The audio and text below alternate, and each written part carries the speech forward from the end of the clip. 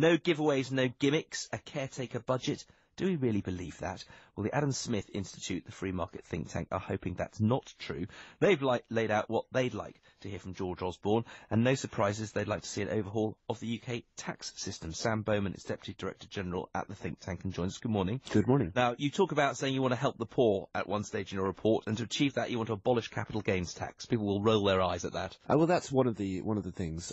Nobody designing a tax system, no matter what their priorities were, would come up with what we've got right now. It's a dog's dinner. And one of the big problems with the tax system is the VAT system, because there are so many exemptions and so many zero ratings that we end up losing about £30 billion in foregone revenue. We have zero ratings on things like food, children's clothes, books. You want to put 20% on all of those. And financial services. And even though it's true that poor people spend a bigger proportion of their budgets on these things, rich people spend more overall. So most of the money that's forgone comes from the rich. So one of the ways that has been suggested by the IFS, and we agree, is to get rid of all of the exemptions, all of the zero ratings, and use the money to compensate people on low incomes, either by taking them out of tax or by increasing tax credits if they're already out of the tax system. That way, everybody who's on below the average income could be better off, and we would have still about £15 billion to play with. Okay, you also point out what you describe as the unfair distortion in business rates and council tax.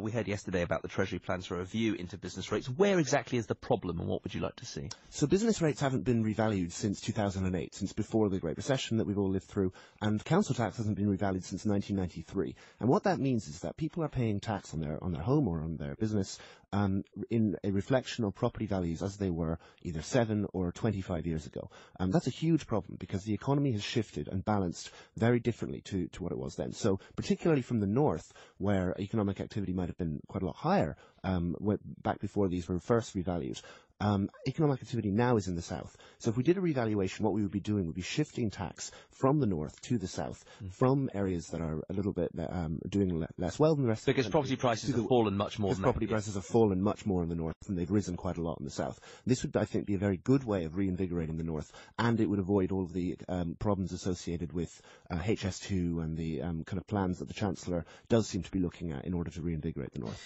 What about the language we're going to hear tomorrow? I mean, I'm suspecting we're going to hear something along the lines, 5 years on, it's been an awful time, but we've weathered the storm, the shore is in sight.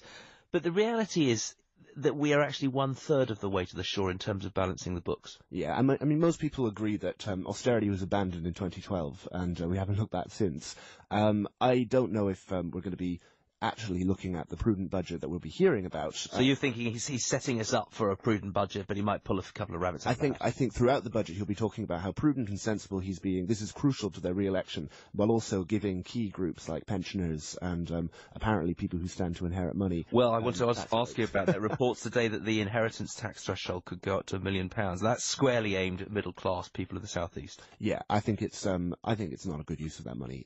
It's not the tax cut I would go for. You mentioned capital gains tax earlier. That's widely agreed by economists to be a very bad tax. It doesn't raise much money, but it's a tax on investment, and it's those taxes on investment that really do affect people's living standards in the medium and long term. Chance of getting what you want? Zero, right? Zero.